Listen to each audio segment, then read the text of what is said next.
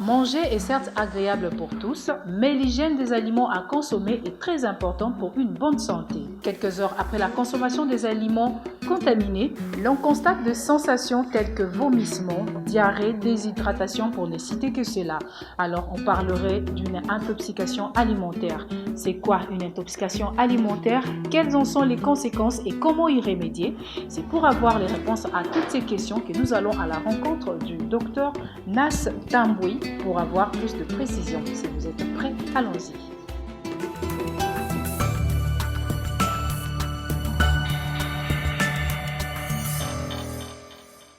Docteur Nas Tamboué Moukinaï, merci de nous recevoir.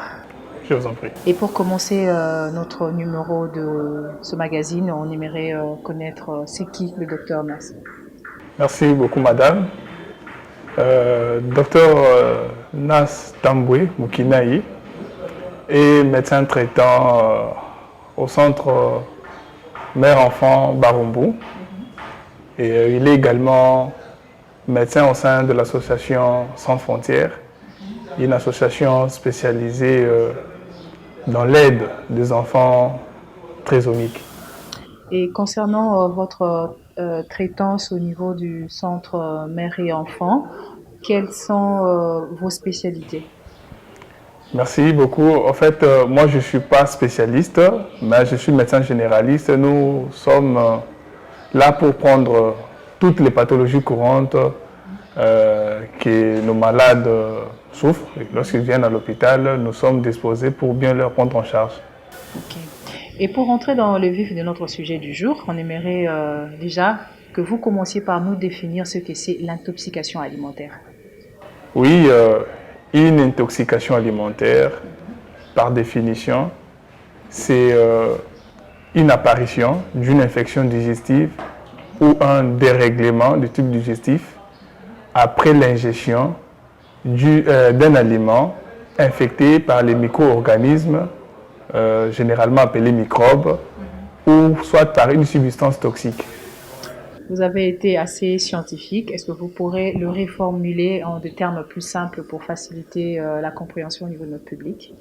Oui, en fait, une intoxication alimentaire, en des termes beaucoup plus clairs, c'est que c'est une infection, une maladie survenant après avoir pris ou après avoir mangé un aliment infecté par un microbe ou par une autre substance capable de causer du tort à l'organisme.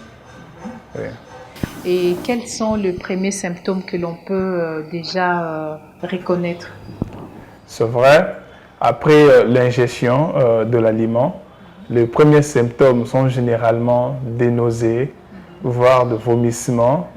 La personne peut faire la diarrhée, la personne peut faire la fièvre, la personne peut se sentir très fatiguée, la personne peut également présenter un trouble de déglutition, c'est-à-dire la personne a des difficultés d'avaler quelque chose, la personne peut se présenter avec une paralysie. Hein. Les symptômes sont vraiment multiples, mais les symptômes clés, c'est généralement les symptômes liés avec à l'atteinte du tube digestif, comme je l'ai dit, nausées, vomissements, diarrhée, hein, la fièvre comme signe général. C'est généralement ça. Et en facteur de temps, c'est à peu près combien de temps après la consommation de ces aliments que l'on peut déjà détecter une intoxication alimentaire? C'est vrai, c'est que après avoir ingéré, tout dépend de l'organisme. Il y a de ces personnes, après avoir ingéré, je peux dire 2 heures après, ils vont commencer déjà à présenter les signes hein, ou les symptômes. Et certaines personnes, généralement, c'est 24 heures ou 72 heures après qu'il y aura manifestation de troubles, évidemment. C'est-à-dire le signe d'une intoxication alimentaire, comme je les ai énumérés tantôt. Alors, dans ces cas, qu'est-ce que vous pouvez conseiller aux téléspectateurs qui sont à la maison? Qu'est-ce qu'il faut faire au cas où l'on constate ces symptômes?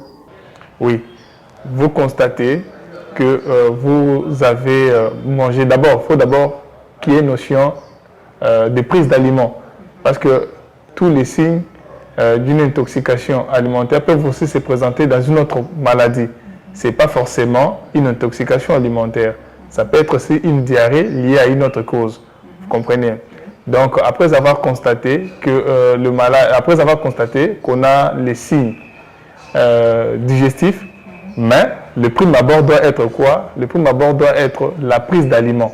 C'est-à-dire, j'ai ingéré un aliment dans un laps de temps, et puis après on présente les symptômes que j'ai énumérés, et là la personne doit normalement voir un médecin, doit aller voir un médecin pour une consultation. Et par rapport aux causes, de quoi est due une intoxication alimentaire? C'est vrai, les causes, comme je les ai dit, sont généralement liées aux micro-organismes, aux micro-organismes ou aux microbes, hein, en des termes clairs. Donc, on a plusieurs types de microbes. On a les bactéries, on a les parasites, on a les champignons. On a aussi des virus, hein, qui sont capables de causer aussi une toxi-infection alimentaire. Et en dehors de ça, on peut aussi avoir les substances toxiques, hein, comme par exemple une plante toxique. Hein. On peut ingérer une plante toxique et puis qui peut aussi vous causer du tort.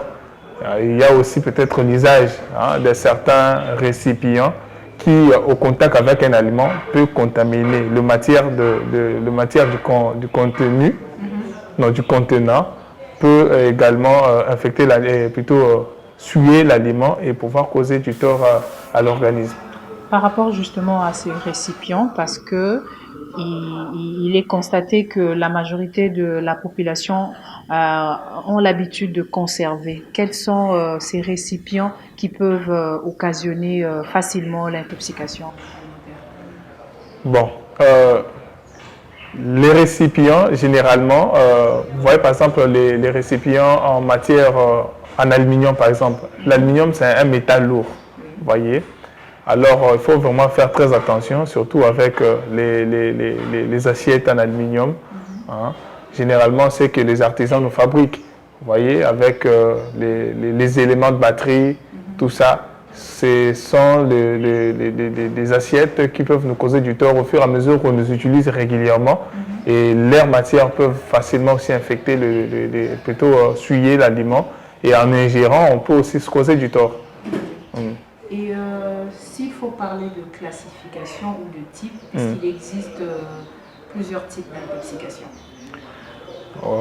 Oui, oui et non. Non, pourquoi? Parce qu'une intoxication alimentaire reste une intoxication alimentaire. Mais par rapport à l'évolution de la maladie ou à la conséquence de la maladie, c'est qu'on peut avoir des issues. Une issue qui est favorable, c'est-à-dire généralement une évolution normale vers une guérison dans peu de temps. Mais on peut aussi avoir des complications, évidemment, c'est-à-dire une infection alimentaire qui se complique ou bien qui complique d'autres organes. C'est-à-dire le cœur est touché, et le rein est touché, et pourquoi pas la conséquence la plus fatale, la mort, parce qu'une intoxication alimentaire peut aussi tuer. Et quelles sont les conséquences qui peuvent découdre d'une intoxication alimentaire? Comme je le dis, c'est-à-dire une personne qui a fait une intoxication alimentaire peut développer une cardiopathie, peut faire une maladie cardiaque. Une personne qui a fait une intoxication alimentaire peut également vous développer une maladie rénale. Une maladie rénale. Et ça peut aussi tuer. Donc les complications seront beaucoup plus liées aux complications lointaines, aux complications lointaines de la maladie. Alors, parlons justement de l'intoxication alimentaire, puisqu'on parle des aliments. Y a-t-il des aliments qui peuvent occasionner l'intoxication, qui favorisent en fait l'intoxication? Oui, c'est-à-dire en dehors du fait que la personne peut ingérer, mais il y a aussi des facteurs favorisants, ou bien des facteurs qui faciliteraient cette intoxication alimentaire. Parce que tout aliment est susceptible d'être dangereux aussi, si c'est un aliment qui n'a pas été bien conservé. Alors, prenons par exemple le non-respect des dates de péremption. Vous avez par exemple une boîte de sardines dont la date de péremption est dépassée, mais vous prenez quand même le courage de manger pour vous exposer à pouvoir développer, à pouvoir faire une intoxication alimentaire. Vous avez par exemple la viande, des surgelés. Je vais prendre l'exemple des surgelés. Chambre froide, il faut respecter cette chaîne de froid. La chaîne de froid, c'est-à-dire respecter la température de conservation des aliments jusqu'à la consommation finale. Mais généralement, ce que nous constatons, c'est quoi? C'est que un aliment peut quitter la chambre froide vers un endroit où l'on vend un vivre frais. Et puis après, là-bas, il y a un problème de courant et la conservation n'est pas bonne. Les surgelés se dégèlent et directement, des températures pareilles favoriseraient aussi le développement de ces micro-organismes qui plus tard pourraient causer du tort après avoir ingéré un aliment pareil. Ok. Et parlant des aliments, quelle est l'hygiène appropriée pour éviter les intoxications alimentaires? Oui, il faudrait premièrement, d'abord, pour le boîte de conserve, respecter d'abord la date de péremption. Deuxièmement, respecter la chaîne de froid, c'est-à-dire respecter les températures de conservation d'aliments. Et troisièmement, après avoir dégélé un aliment, il ne faut plus les recongeler. Pourquoi? Parce qu'il y a une forte probabilité à ce qu'il y ait un développement de ces micro-organismes. Hein. Et surtout, avant de préparer, là c'est pour nos mamans, bien laver les mains avant de faire la cuisson. Et surtout aussi, respecter le temps de cuisson. Parce que généralement, un aliment qui n'est pas bien préparé, qui n'a pas respecté le timing de la cuisson, exposerait la personne à pouvoir développer, à pouvoir faire une intoxication alimentaire. Parce que là, il y a des microbes à des températures X peuvent se développer, mais à des températures Y seront détruits. Vous comprenez? Donc, il faudrait peut-être respecter le timing le timing de la cuisson. Alors, nous allons être plus pratiques et pragmatiques. Nous sommes à Kinshasa, où la majorité de la population consomme des aliments dans des restaurants de fortune qu'on appelle communément les Maléwa. Et quels sont, vous pouvez nous énumérer les quelques risques que courent toutes ces populations en consommant cette nourriture qui parfois est mise à même le sol et cuisinée dans des conditions qui ne respectent pas les normes d'hygiène? C'est vrai. Moi, ce que je dirais à la population quinoise, c'est qu'il faudrait peut-être être rigoureux envers soi-même. Certes, on peut avoir faim, mais vous devrez comprendre que après avoir mangé, vous pouvez encore vous causer beaucoup du tort. Généralement, ces Maléwa ou ces restaurants de fortune, ils vont vous faire les aliments, par exemple, à 8 heures. Mais les derniers clients, bien les clients viennent généralement vers 16 heures, 17 heures après avoir cherché de l'argent. Généralement, c'est la maladie la plus couramment rencontrée. Les diarrhées, les maladies de mains sales. Et parlant de cette vulnérabilité, quelle est la tranche d'âge qui est la plus menacée par l'intoxication alimentaire? C'est vrai, il n'y a pas de tranche d'âge. Tout le monde est concerné. Quand on prend un aliment qui est infecté, c'est déjà un risque. C'est déjà un risque. Donc, tout le monde est concerné, il n'y a pas de tranche d'âge. Mais il y a aussi ce qu'on appelle une notion de toxi-infection alimentaire collective. Là, c'est généralement plus dans des fêtes. Donc, vous allez à une fête, les aliments ont été préparés vers 4 heures, mais les consommateurs, c'est vers 23 heures. Exactement. Vous voyez? Et tous ces gens-là qui vont manger ces aliments préparés depuis le matin, qui vont le manger presque le jour suivant, sont exposés. Donc, ils vont présenter les mêmes signes et cette situation, c'est qui est contenu dans l'expression d'une toxi-infection alimentaire collective. Donc, parce que ça touche plusieurs personnes en même temps. Alors, y a-t-il de maladies qui peuvent subvenir de suite d'une intoxication ou en cas de complications? Quelles sont quelques maladies qui peuvent subvenir aux patients? Non, une complication reste une complication, comme je le dis. Donc, une toxi-infection alimentaire, dans son évolution, peut se compliquer d'une cardiopathie ou d'une maladie rénale. Donc, c'est déjà une complication. Donc, il n'y a pas une autre maladie qui va se surajouter par rapport à ça, parce qu'une cardiopathie, c'est déjà une autre pathologie, c'est déjà une autre maladie. Une néphropathie ou une maladie rénale, c'est déjà une autre maladie. Mais peut-être, dans l'évolution des complications, c'est peut-être vers la mort, si la personne n'est pas bien prise en charge. Donc, généralement, c'est ça. Alors, quels sont les soins qui sont appropriés chez les personnes diagnostiquées d'intoxication alimentaire? Oui, c'est-à-dire, pour ce qui est de la prise en charge, la prise en charge est d'abord médicale. Et quand on dit la prise en charge est d'abord médicale, c'est qu'il faudrait, en tant que médecin, commencer par prendre les symptômes. Généralement, lorsque la personne revient avec des vomissements, il faut arrêter les vomissements. La personne va vous venir dans un tableau de diarrhée. La diarrhée, c'est une cause de déshydratation. Il faudrait peut-être bien réhydrater le malade et donner les antalgiques ou les antispasmodiques parce que la personne, généralement, va aussi présenter des maux de ventre. Hein, elle va présenter des maux de ventre. Il faut donner les antispasmodiques, les antalgiques. Et si la cause est bactérienne, là, à ce moment-là, on peut donner les antibiotiques. Mais si la cause n'est pas bactérienne, il faut traiter seulement les symptômes. Et si la cause est, je dirais, mycosique, ou bien la cause, ce sont les champignons, là, on va donner les traitements spécifiques par rapport à l'élément causal. Mais d'une manière générale, les intoxications alimentaires, d'abord, c'est une prise en charge symptomatique. Vous soignez les symptômes que le malade a amenés. Il avait des vomissements, quand c'est les vomissements, la diarrhée, vous n'allez pas donner les antidiarrhéiques. Non, il faut laisser le malade évacuer les déchets, pouvoir faire une très bonne réhydratation, donner, comme j'ai dit, les antidouleurs et traiter maintenant d'une manière spécifique la cause. Si c'est une bactérie, vous donnez l'antibiotique. Si c'est un champignon, vous donnez un antimycosique. Et si c'est un parasite, vous donnez un antiparasitaire. Alors là, vous venez de nous donner plus ample détails d'une manière un peu générale, mais nous aimerions contextualiser dans le cas de votre hôpital ou votre centre de santé pour mères et enfants. Quels sont quelques cas d'intoxication que vous avez eu à traiter au courant de ces mois et c'est quel genre de traitement vous utilisez chez vous? Non, le traitement, c'est celui dont je vous ai énuméré. Le malade vient avec les plaintes. Hein.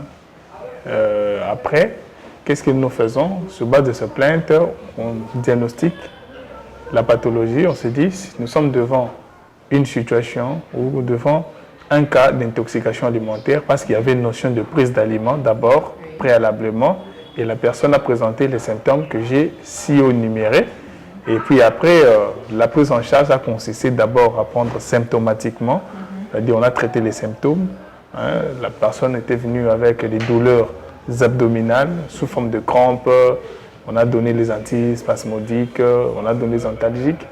Et on a fait une très bonne réhydratation parce que la personne était déshydratée. Hein, la diarrhée entraîne une déshydratation. On a fait une très bonne réhydratation.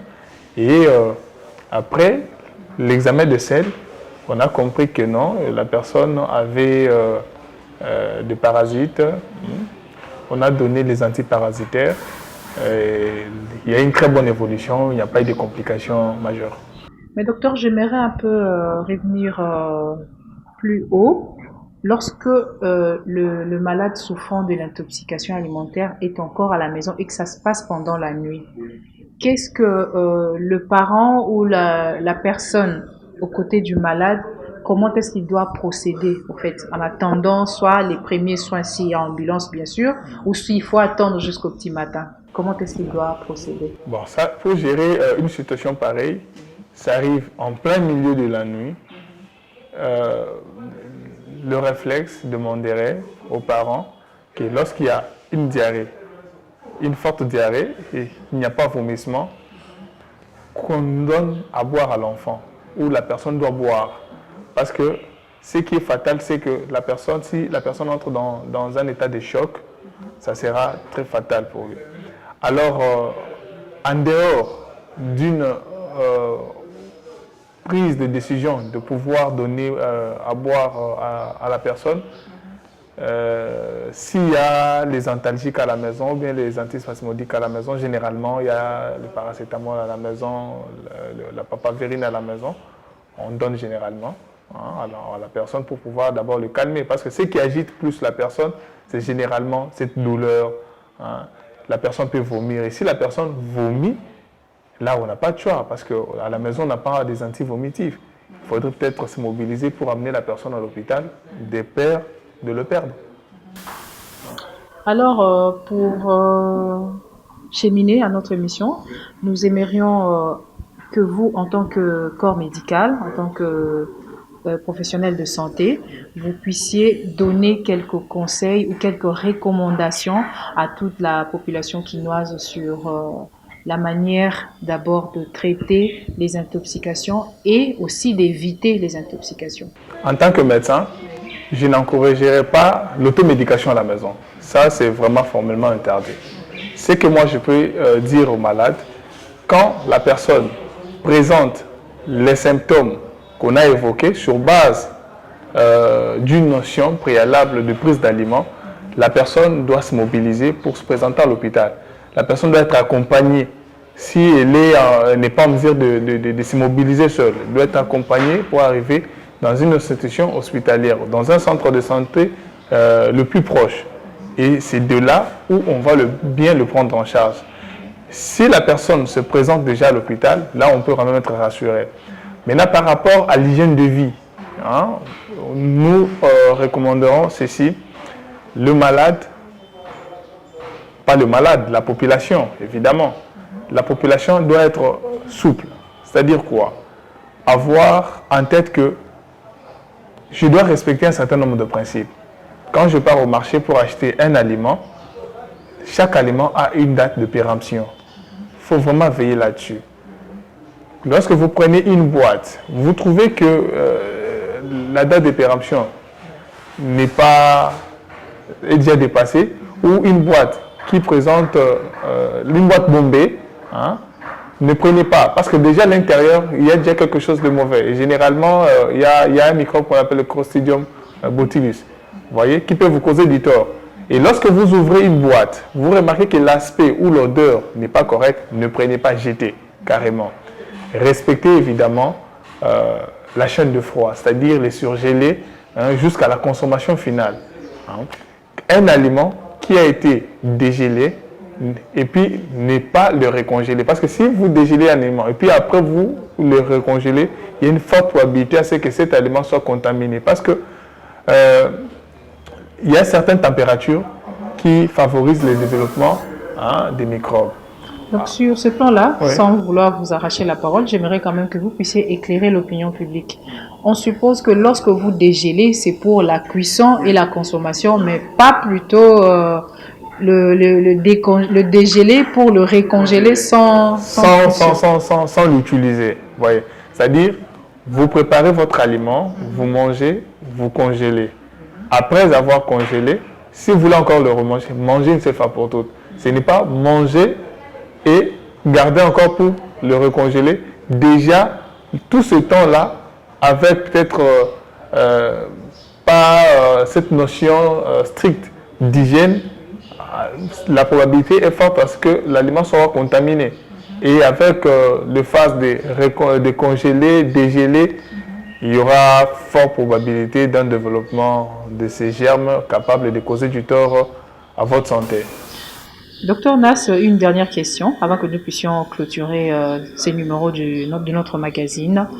Pour les personnes, bien sûr, qui nous ont pris en cours de chemin, que devons-nous retenir de l'intoxication alimentaire?